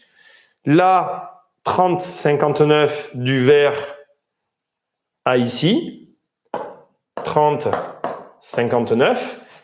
Et ici, on a les jeunes, la catégorie où j'étais, mais ça c'était avant, on a les 0-29 ans. Donc tu vois, je trouve qu'on est sur quelque chose d'assez, comme dit Alex, homogène. C'est assez bien réparti. Typiquement, et tu peux le noter, c'est peut-être la première fois que je le dis dans ces émissions, on est sur les structures de ville que j'aime bien. Je veux quand même vous le préciser, je l'aurais sans doute remarqué, je suis assez discret sur les villes où j'investis. Il y a une ville en particulier où j'investis dont je ne parlerai jamais, c'est volontaire. Je ferai en sorte de ne pas vous en parler parce que j'y suis bien, voilà. Et je suis bien et j'espère que ça durera. Voilà, le temps que ça durera. Et il y a des endroits où je vous en parle parce que j'ai un truc et que je m'en fous, mais il y a des endroits où je suis plus actif, où j'ai plus de biens et où ça correspond un petit peu plus à ce type-là. C'est-à-dire où on est dans une situation relativement stable, où il va y avoir des particularités de marché. Une particularité de marché, c'est quoi? Gap, par exemple, je peux vous la donner puisque je sais, c'est une ville qui accueille des événements sportifs. Et je peux vous le dire puisque j'ai fait énormément d'événements sportifs à Gap. Et c'est des détails, mais ça peut faire sa différence. Et c'est une ville aussi, encore une fois, voilà, j'y suis allé très, très régulièrement. Si je me remettais à nager, je pense que j'y retournerai d'ailleurs. Il faudrait que je vois, je ne sais pas où ça se passe, mais je pense que j'y retournerai. C'est une ville que je trouvais dynamique dans le sens où il y avait quand même de l'emploi. D'ailleurs, on va le voir tout de suite ensemble.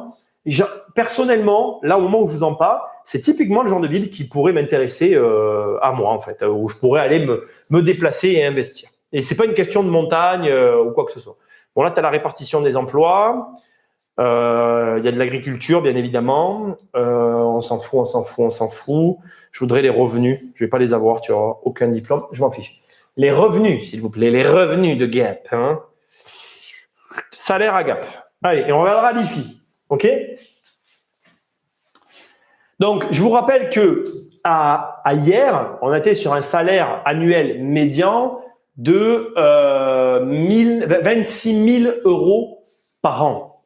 À Gap, on est en moyenne sur 23 155 euros par an. C'est vraiment important que vous le notiez. Pourquoi? Parce que je le sais déjà, le coût de la vie. Alors, quand on dit le coût de la vie, en fait, on parle clairement dans la situation actuelle de l'immobilier. Le coût de la vie, le coût du logement immobilier à Gap et à hier n'a strictement rien à voir. Les logements à Gap, et je vous le dis parce que je n'ai pas besoin de le regarder et je le sais, sont moins chers qu'à hier. Du coup, ça en fait une ville intéressante. Parce que, comme vous pouvez le voir, on a quand même un revenu médian qui n'est pas déconnant. Il n'y a pas un écart. On n'est pas sur une ville où on a un revenu médian à 16 000 euros. On est plutôt sur une ville au-delà des 20 000 euros. Donc, tu sais que derrière, tu vas quand même t'adresser à une population dont des cadres qui ont quand même les moyens. Tu n'es pas face à une population qui ne peut pas payer. Après, c'est toujours pareil. Il y a un détail que je veux aussi vous dire que je dis jamais dans ces émissions.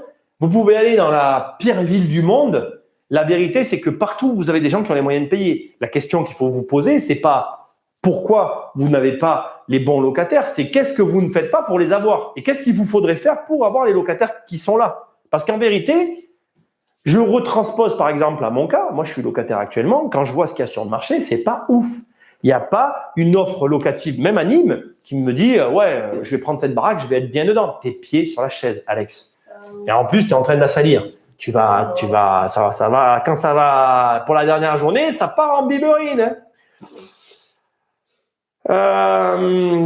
Regardez tout à l'heure ce que je vous disais. J'ai même pas pensé à le regarder pour hier. J'avais quand même raison. Vous voyez qu'on voit bien qu'il y a des gens. Il y a des jeunes de moins de 26 ans qui ont un salaire et il y a des jeunes entre 26 et 49 ans qui sont salariés. Donc, quand on regarde le camembert et qu'on nous dit qu'à 29 ans, qu'on prend en considération les jeunes comme ayant à partir de 29 ans, jusqu'à 29 ans étant jeunes, dans ces tranches de population, vous avez des revenus. Il ne faut pas vous leurrer. Et très souvent, d'ailleurs, je vous le dis, ce sont ces gens-là que vous allez réellement cibler en location. Parce que quand on va commencer en général par de la loc. C'est rare. Il y a des enfants qui achètent de suite direct, mais c'est quand même relativement rare. Salaire moyen correct, ville à première vue correcte. Voyons un peu l'IFI et après on va aller attaquer le Bon Coin comme on a l'habitude de le faire.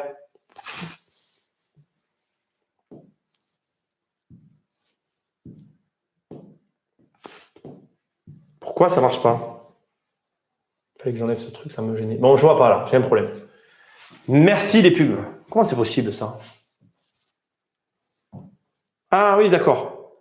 L'IFI. Ça m'a ouvert une autre fenêtre. Ok, je ne comprenais pas pourquoi je t'ai bloqué. Alors, on est sur l'IFI. Pour mémoire, je vous rappelle que tout à l'heure à Gap, on avait 2,2 millions d'euros de patrimoine sur Gap de personnes qui étaient assujetties à l'IFI. Donc, c'est-à-dire qu'à hier, vous aviez des personnes qui payaient l'IFI et en moyenne, ces personnes avaient 2,2 millions d'euros de patrimoine. Et regardez, aux magies, au désespoir, on a strictement la même chose à hier. Alors, il y a des villes où il y a plus, il y a des villes où il y a moins, mais là, il se trouve qu'à hier, vous avez la même chose qu'à Gap et vice-versa. Donc là, c'est pareil. Alors, clairement, on ne va pas se mentir. Hein. Ça ne veut pas dire que ceux-là, vous ne les toucherez pas hein, comme locataire. On est bien d'accord. Mais c'est très représentatif de la richesse d'une région. S'il y a de l'IFI, il y a de l'emploi. S'il y a de l'emploi, il y a quelque chose à gratter. Alors ici, vous vous posez peut-être une question. N'oubliez pas qu'il y a pas mal de modifications fiscales ces derniers mois. Et donc, je ne suis pas surpris que vous vous retrouviez avec une courbe comme ça qui fasse, je ne sais pas si vous voyez un petit peu la courbe. Ça, on est sur cette courbe que vous voyez là. C'est la courbe des foyers fiscaux imposables à Gap. Donc, comme vous pouvez le voir, on était pareil stable, on a eu une chute et on a une remonte. Et ça peut aussi être dû à des modifications fiscales. Il faut faire attention à ce genre de courbes, de ne pas les prendre au pied de la lettre, parce que parfois, il y a des explications beaucoup plus, entre guillemets, simples que ce qu'on imagine. Nombre de foyers fiscaux, on en a moins, par contre, qu'à hier, mais c'est normal, on a une ville plus petite. Donc, on a fini avec le cadre de la ville de Gap. Maintenant, on va réattaquer un petit peu les biens en location sur la ville de Gap.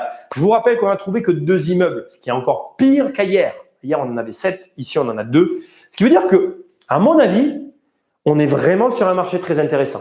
Il doit être moins onéreux que le marché hierrois, je pense que ça se dit comme ça, mais il ne doit pas être pour autant, pauvre, entre guillemets pauvre, dans le sens, il n'est pas vide, exempt de biens. Au contraire, c'est pas parce qu'on n'en trouve pas sur le Bon Coin qu'il n'y en a pas. On va essayer d'aller voir d'ailleurs, si tu veux bien, tout à l'heure, on ira voir vite fait sur sur un autre site. Parce que j'ai quand même envie de voir s'il y a rien réellement sur le marché ou s'il y a des biens, mais qu'ils ne sont pas sur le Bon Coin, ce qui est possible aussi. Hein. Le Bon Coin, il ne faut pas que vous croyiez qu'il y a tout sur le Bon Coin, ce n'est pas vrai, il y a beaucoup de choses, je le consens, mais il n'y a pas tout. Alors, le marché locatif, 215 propositions. Et là, regardez, c'est très intéressant. Tout à l'heure, on avait 147 propositions sur le marché hierois.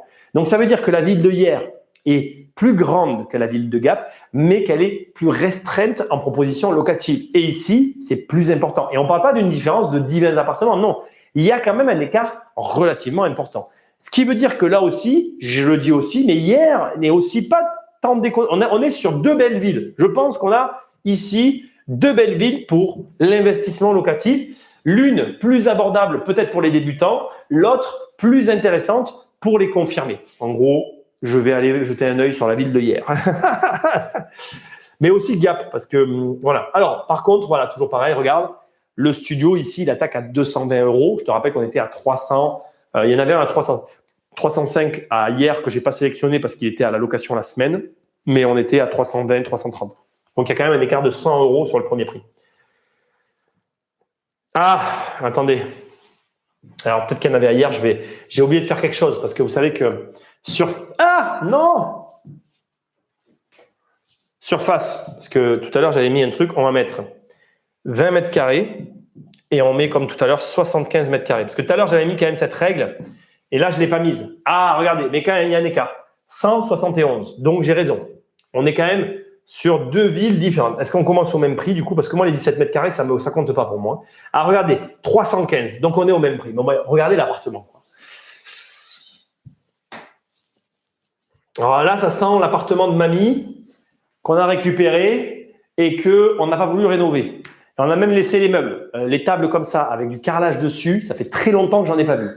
Alors, je veux bien que ça fait un peu de nostalgie et que pour des vacances, ce soit rigolo, mais personnellement, je vis pas là. Alors là, on est au summum de ce que je déteste, c'est-à-dire qu'il existe un meuble au-dessus du meuble de Leroy Merlin, inox, plaque électrique, évier et dessous. Il y en a un au-dessus que je déteste encore plus. C'est celui-là, c'est le meuble avec l'évier tout en grès et en dessous, le truc. Parce que là, tu te tapes la gazinière affreuse, l'amoncellement de biens les uns avec les autres qui ressemblent à rien. Regarde-moi ça, c'est un joyeux bordel. J'ai juste pas envie d'y aller, quoi. Personnellement, si je devais prendre une location, c'est pas celle-là. Bon, alors celle-là de photo, si c'est toi qui dois la faire, tu la fais pas. Parce que là, tu es en train de m'envoyer un message qui dit il n'y a pas de place pour ranger ses affaires, il n'y a pas de place pour ranger ses affaires, il n'y a pas de place pour ranger tes affaires. Et ce qui me désole encore plus, c'est qu'ici, tu as le petit logo d'une société pour laquelle j'ai travaillé. Et c'est super! Génial. Franchement, les gars, changez rien. Changez rien. Donc, après m'avoir montré qu'il n'y avait pas de place pour ranger tes affaires, tu me montres un placard dans lequel tu es certain qu'il n'y a pas de place pour ranger tes affaires. C'est parfait. C'est super.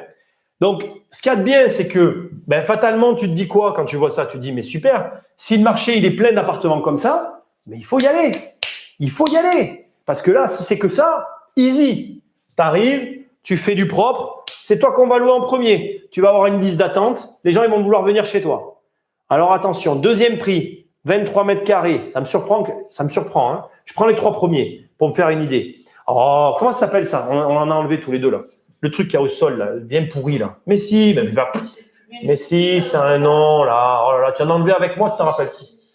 C'est là, ils ont mis au sol cette espèce de truc tressé là qu'on met dans les commerces des fois. Vous savez, les commerces un peu hippie chic là, où tu as des trucs tout en blanc là. Je sais plus comment ça s'appelle. Regarde, ils vont te le dire, ils le savent. Je sais jamais comment ça s'appelle. On en a enlevé tous les deux, putain mais.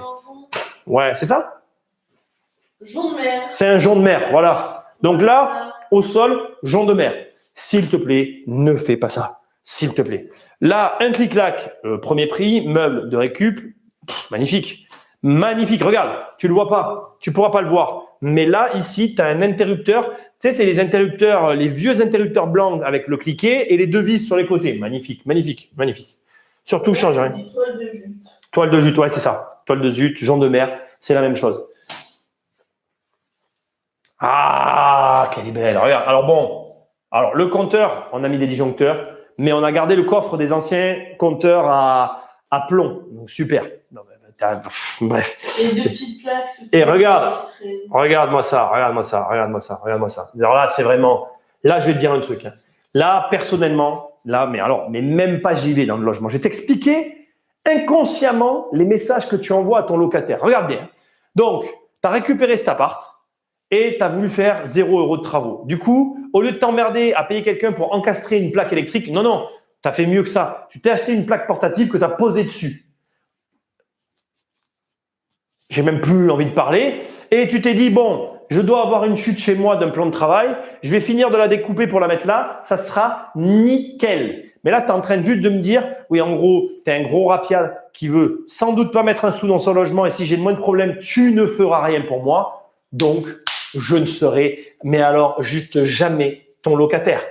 Et alors, quand je vois ta salle de bain, là, on est au summum de l'horreur. Il manque plus il faudrait qu'ils mettent Chucky dans la salle de bain et c'est bon. Donc, pareil, le bon vieux bac à douche surélevé, affreux. Un bon rideau de douche, parce que tu comprends, il ne faudrait pas que ça se ferme. Ça pourrait protéger la salle de bain, ça serait dommage.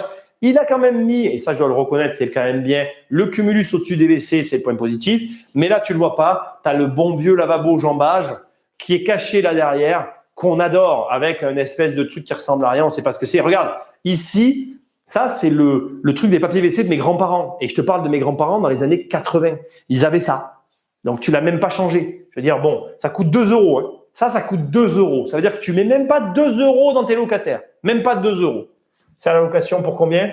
Pour la modique somme, alors j'aimerais bien voir la description. Coquet Studio. Ah, il n'a rien de coquet, quoi. Il n'y a rien de coquet. À part l'appellation que tu as mis au début de l'annonce, il n'y a rien de coquet. Meublé. Ah, mais ça, c'est une blague. Meublé. Ah, ben oui, meublé. Ah, je roulais, j'ai vu 3 meubles, je les ai mis dedans, ça va faire l'affaire. Sans ascenseur, donnant sur la place de la République. Composé d'une lumineuse pièce de vie.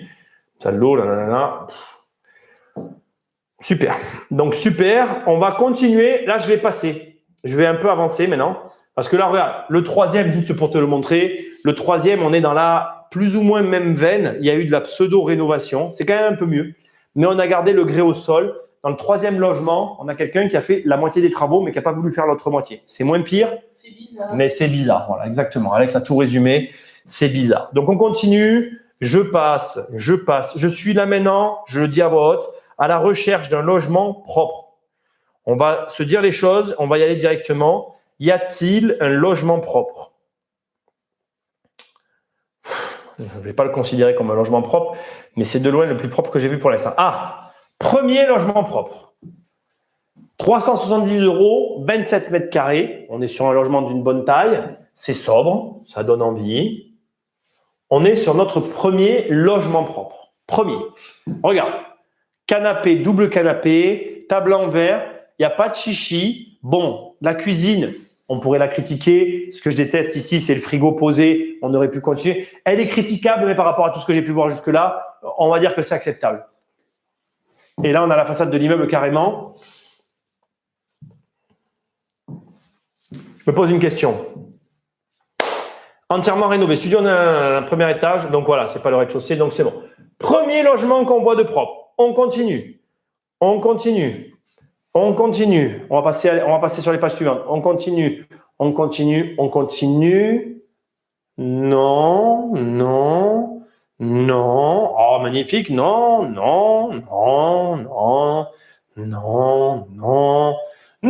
toujours pas. On va aller en dernière page. Je ne veux pas m'embêter. On va aller direct à la dernière page. Oh non, vous savez ce qu'on va faire? On va faire prix décroissant, ce sera même mieux. Je vais prendre l'extrême opposé, puis tout à l'heure, on fera le décroissant. Pour l'instant, donc dans les premiers prix, il n'y a rien. Ce qui veut dire que si tu arrives à faire un studio pas cher, propre, regarde le prix le plus cher maintenant. On est à 800 €. On est sur le deuxième prix le plus cher. Le premier ne m'inspire pas confiance. Regarde-moi ça, c'est pas mieux. On est dans la même configuration. Table de récup avec les coussins de mamie. Photo, truc, bon voilà. Le lit, bon, ça c'est un style. On va pas discuter. Le style, je veux pas en parler. Et la cuisine, elle a l'air propre. Refaite à neuf. Le logement, il est pas ouf, mais il est pas mal. On est quand même à 800 €. Hein. Je veux pas vous embêter. Je lis même pas l'annonce. Je vais descendre. Vous savez qu'il n'y a pas de logement propre? C'est ouf, hein? Peut-être celui-là, mais c'est un logement neuf, ça compte pas pour moi. Gap, c'est pas mal aussi, hein? Attendez, hein, je cherche un logement propre pour l'instant, parce que ça me contrarie. Il y en a vu une avec une terrasse, elle avait l'air plutôt moderne. Oui, mais c'est un logement neuf. Ouais. Le problème des logements neufs, si tu veux, c'est que ça compte pas pour moi. Ben ouais, ça compte pas pour moi. Fais voir celui-là que j'ai cliqué. 75 mètres carrés à Gap. C'est propre. C'est pas ouf, mais c'est propre. 75 mètres carrés, hein. Donc là, on a une cuisine crédence à peu près propre avec une tâche qui est le lave-vaisselle ou le lave-vaisselle, mais c'est propre. On a un séjour qui est pas mal. À mon avis, c'est meublé par les locataires. Bon, c'est pas ouf, c'est pas mal. Il n'y a rien de particulier. Depuis tout à l'heure, et la salle de bain, elle n'est même pas belle. C'est-à-dire que la cuisine est propre, la salle de bain, elle est plus que moyenne. Donc, ça veut dire que c'est un marché où la concurrence, de ce que j'en vois, hein, la concurrence, elle est gérable. Ce qui veut dire que si tu fais quelque chose de propre, pourquoi je suis à 645 maintenant? Prix décroissant. Il m'a décroché le truc. Celui-là, je ne l'ai pas cliqué. Il y a combien de photos sur celui-là? 7. Fais voir, le plus cher de tous. Je ne l'ai pas regardé. Regardez, toujours des meubles de récup. Alors, je pense qu'à Gap, il doit y avoir un marché aussi de la résidence secondaire à Gap et qu'il est possible qu'il y ait eu des personnes qui aient hérité de résidences secondaires meublées par leurs parents et qui, du coup, ça existe aussi, remettent simplement les biens à la location et les meubles de leurs parents à l'intérieur. Parce que depuis tout à l'heure, je vois des meubles très rustiques, très vieillots. J'ai rien contre ça, mais c'est moche. Et ça ne m'est... Voilà, putain, la cuisine. Oh, elle a fait son temps. Hein. La salle, mais c'est propre, mais c'est pas... On n'est pas sur quelque chose de fou, quoi. Je veux dire, il n'y a rien de particulier. Donc, c'est une maison, ok, je l'entends, mais voilà, c'est pas... je me dis pas, waouh, génial, je vais y vivre, ça me paraît nickel. Il faut vous dire que les mecs, quand vous mettez, enfin, les mecs, quand vous mettez vos logements à la location, il y a des gens qui vont vivre à l'intérieur. Et donc, ces gens-là, qu'est-ce qui se passe là? Ça bug complet. Regarde, c'est des questions. J'ai un problème. Ouais. T'es sûr de toi? Oui. Et juste Sandra qui dit, ma meilleure amie cherche un appartement à Limoges, elle habite à Paris, et elle hallucine sur ce qu'il y a sur le marché de la location. Ah oui, mais c'est partout pareil. De toute façon. Non, il y a d'autres questions. De toute façon, tu vas avoir partout dans tous les marchés, tu as cette problématique, c'est-à-dire qu'on se retrouve dans une configuration où on a un marché locatif qui clafie de biens de qualité médiocre. Regardez-moi celui-là, il n'était pas tout à l'heure, il a dû sortir il n'y a pas longtemps. Regardez-moi ça, mais sincèrement, vous arrivez, enfin je veux dire, on est à 790 € par mois de loyer. Cette cuisine est juste affreuse. En plus, regardez. Pour ça, c'est juste les couleurs qui sont moches. Mais oui, non, mais regardez le sol. C'est le sol des piscines des années 70. Ouais. C'est un sol de piscine. Le mec, il a carrelé, il a mis des grands carreaux, il a remis des vieilles prises Céliane un peu pourries, que je le vois de là, c'est la gamme Céliane. Il a mis de la gamme Céliane. Mais le sol est pourri. Le sol, il est pourri. Regardez-moi cette salle de bain. Mais moi, j'ai même pas envie de me laver là-dedans. Enfin, si, je le ferai s'il faut, mais ça donne pas envie. Ça, à un moment donné, alors, il y a les deux écoles qui s'affrontent. Il y a ceux qui vont vous dire, oui, mais tu peux mettre autant d'argent dans tes locations parce que tu te rends compte, ils vont t'abîmer, etc. Mais en fait, ce que les gens ne comprennent pas quand ils te répondent ça, c'est que peut-être qu'ils vont m'abîmer, c'est vrai, mais ils ne vont pas rester non plus. Et donc, en fait, s'ils ne restent pas, c'est quand même moi qui en pâtis. Donc, si tu veux, putain, mais pourquoi ça me met des locaux commerciaux? C'est en train de me gonfler cette histoire. Hein. Il y a un bug de chez bug là. Donc, si tu veux, c'est là, pour moi, le marché de Gap, c'est clairement un marché qui est très peu concurrentiel. De ce que je vois, beaucoup moins concurrentiel que celui de hier. Pourquoi? Parce que c'est facile à comprendre. À prime abord, on est sur un marché qui est moins glamour. C'est moins glamour, Gap. Tu te dis pas, ah, viens ma chérie, on va aller passer un week-end à Gap. Il y en a qui se le disent, mais c'est plus rare que, viens ma chérie, on va au bord de l'eau ailleurs. Tu vois le truc? Donc, c'est sûr que Gap, attirant moins, entre guillemets, de touristes, ben, son marché a la caractéristique de la demande qu'il y a derrière. C'est-à-dire qu'on est sur un marché moins glamour. Mais ça ne veut pas dire, comme je vous l'ai montré au début de la partie d'analyse de Gap, qu'il n'y a pas une demande locative forte pour cette région-là et que donc il n'y a pas quelque chose à aller gratter. Finalité, pour moi, clairement, là je vous le dis, même si hier me paraît attractif par divers endroits, là je vous le dis comme je le pense, Gap me plaît. Regardez-moi ça, 670 €. Mais finger in the noise, je fais mieux que ça. Attendez, regardez-moi le truc. Alors là, carrément, quoi. Regardez-moi ça. Il n'y a pas de mots, en fait. Je veux dire, tu ne peux pas faire ça. Et même si tu me dis, ah oui, mais Nicolas, regarde, j'ai voulu faire un rappel de couleur. Mais à quelle heure, quoi? C'est affreux, les vieux boutons. Alors, tu vois, il y en a qui vont te dire, ah oui, mais tu te rends compte, c'est une cuisine en chaîne massif. Mais on s'en fout, elle est moche. Elle peut être en ce qu'elle veut, elle est moche. C'est moche. C'est moche, c'est tout. C'est moche. Tu peux faire ce que tu veux, c'est moche. En plus, c'est des photos qui sont ni fait ni à faire. On peut s'éloigner, mais regarde, qu'est-ce que je m'en fous de voir ça? Le mec, il a fait 3 pauvres photos qui ressemblent à rien.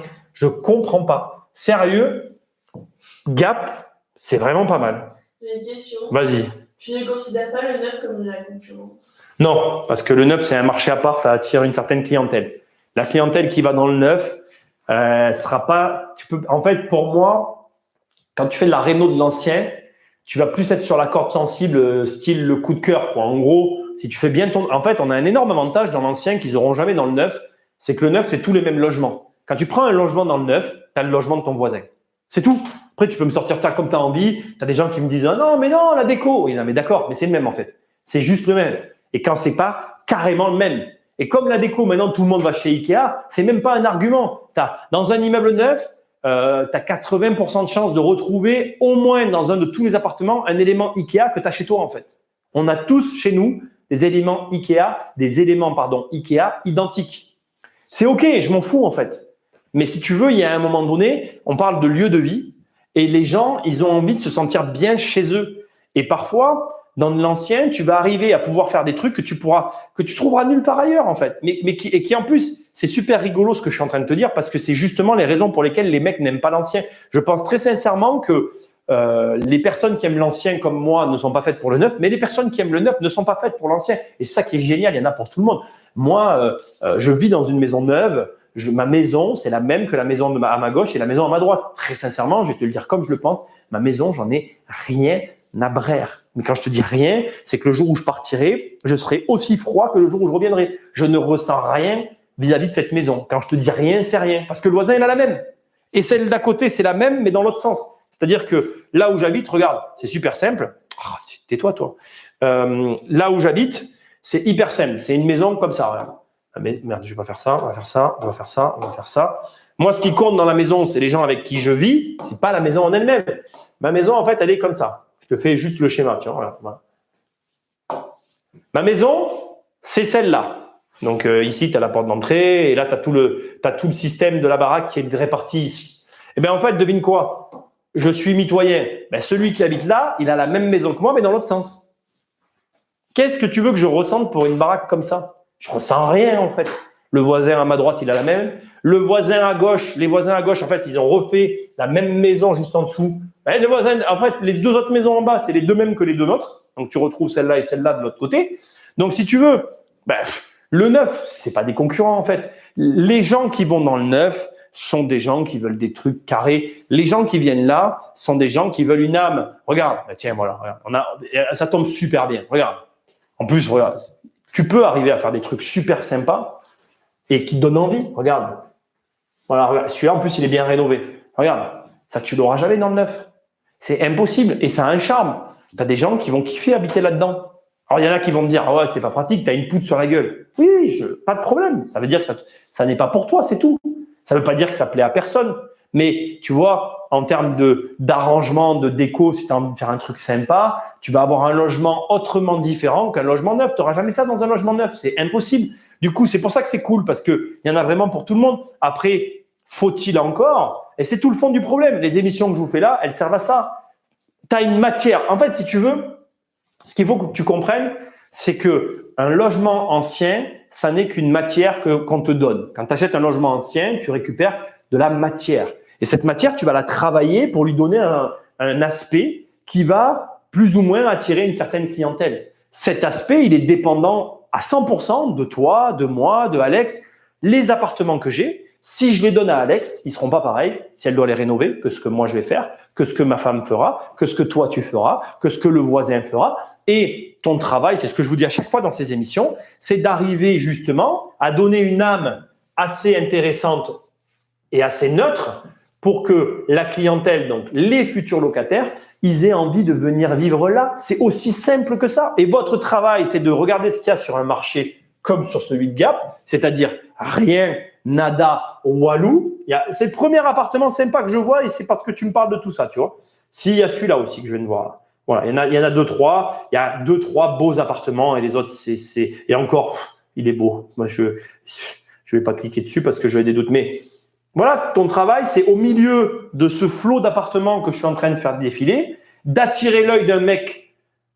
Parce que je vais te dire un truc qui va peut-être te choquer, mais tu me veux comme locataire. Tu veux un mec comme moi comme locataire, tu vois. Et quand tu fais ça, tu m'as pas. Quand tu me colles comme ça, en plein milieu, un chauffe-eau, ça c'est un chauffe-eau, tu vois. en plein milieu d'une cuisine devant lequel tu remets de la crédence pour cacher les tuyaux, tu feras jamais venir un mec comme moi. C'est moche, c'est affreux. Et moi, mais un mec comme moi, il te payera toujours le loyer. Donc après, il faut que tu comprennes que ton travail, c'est d'aller chercher le mec qui va te payer le loyer et à qui tu vas te donner envie de rester.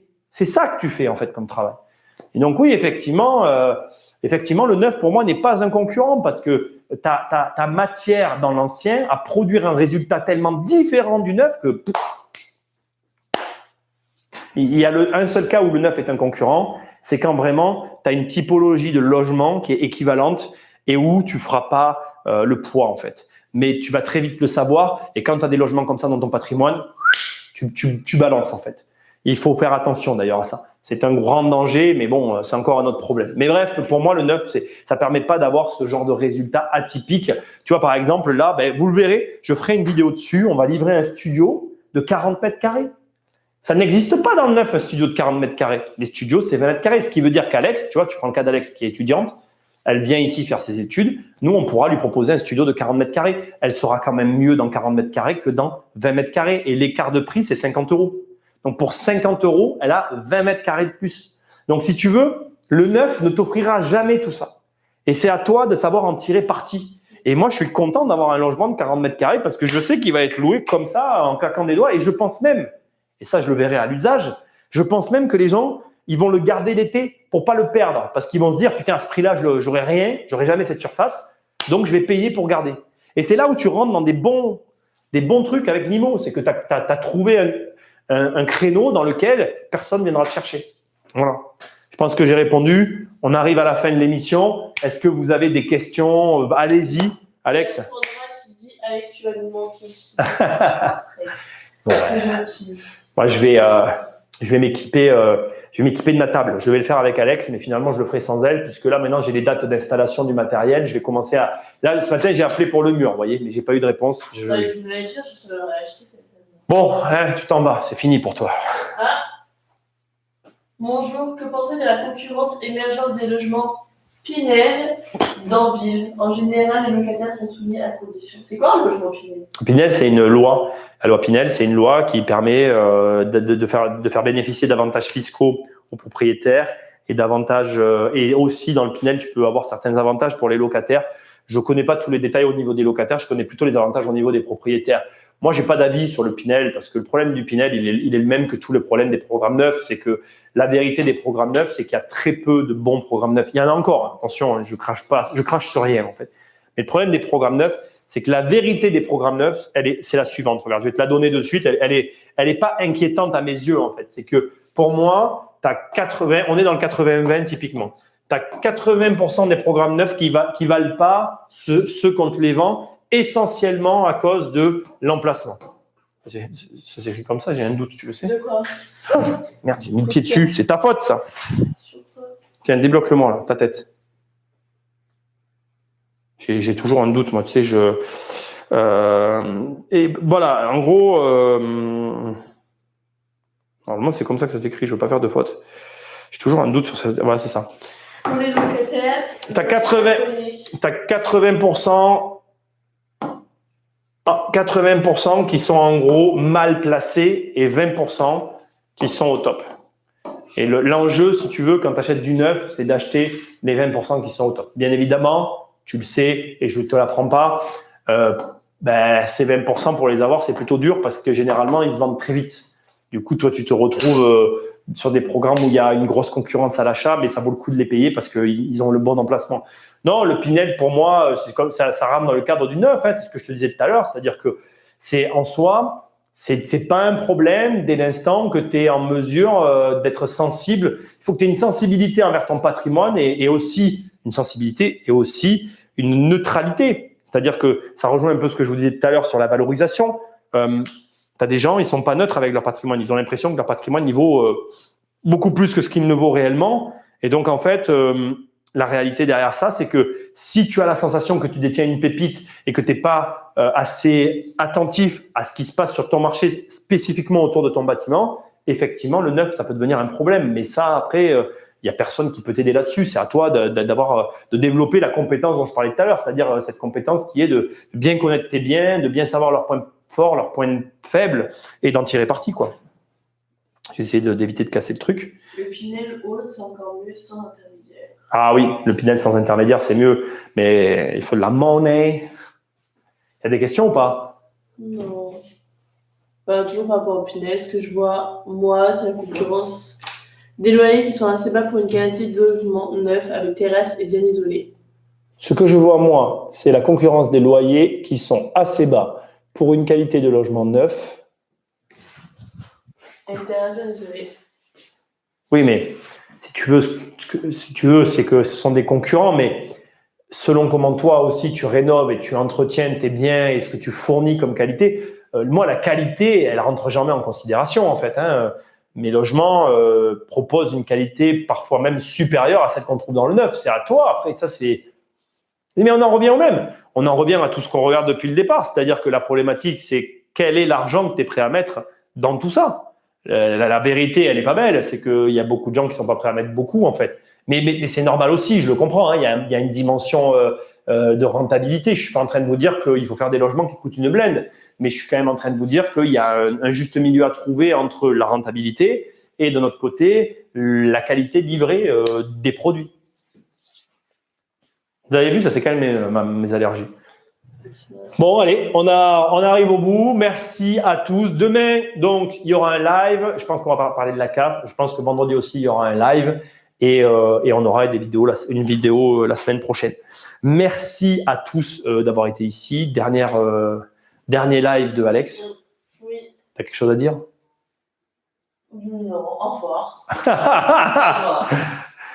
Bonne journée à tous. Merci. Likez, partagez ces vidéos. Merci d'être présents. Et je vous dis à demain. Salut!